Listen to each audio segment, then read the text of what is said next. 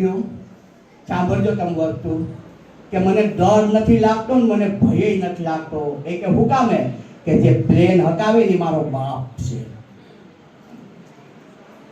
મારો બાપ પ્લેન ને પડવા નહીં દે અને પ્લેન પડશે ને તો મને મરવા નહીં દે. પ્લેન પડશે ને તો મને મરવા નહીં દે.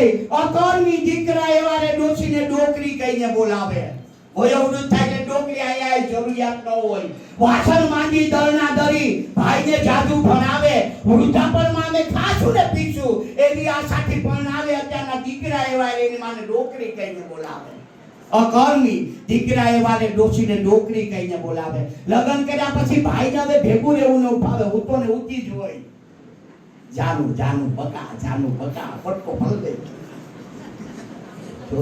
આંબાના અને પીપળાના ઝાડે આમ ઝાડે ચડાવે. પોતાના પપ્પા ગમે હવરો નો ગમે. પોતાની મમ્મી ગમે હાહુ નો ગમે. પોતાનો ભાઈ ગમે દેર ન ગમે.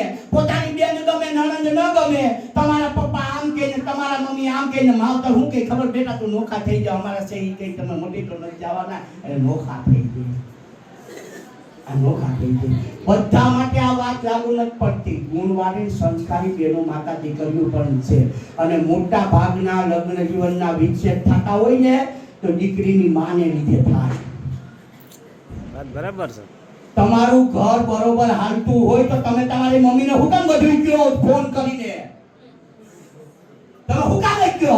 આ દુઃખ હોય, કોઈ પરેશાની હોય, કોઈ મૂંઝવણ હોય તો પડખે હોય એની કાળજી રાખે. પણ તમારું વ્યવસ્થિત બધું ઘર હાલે, બધું વ્યવસ્થિત છે. પછી તમારે ફોન કરી ન જાય કે પપ્પા આમ આવી રીતે આમ થયું. પપ્પા તો હંમેશા કહે કે જવા દઈને હું કામ તો દખલગીરી કરે છે.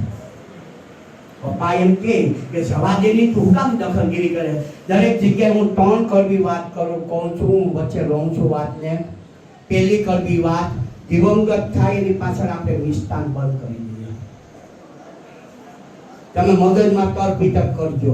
આયા જેમાં વગર કોઈએ નથી જવાનું, જમીને જ જવાનું હોય. તમે સૂત્રાપાડા કોરીના કોઈ પણ પટ્ટી લો ગમે ત્યાં તો દાળ રોટલાનો ધારો છે અને રોટલાય ઘરથી લેતા આવે. ઢેરાણામાં નક્કી કર્યું માંગરોળથી 5 કિલોમીટર જ નજીક થાય ગામ. એ લોકોએ નક્કી કર્યું કે દિવંગત થાય એની પાસે દાળ ને રોટલા.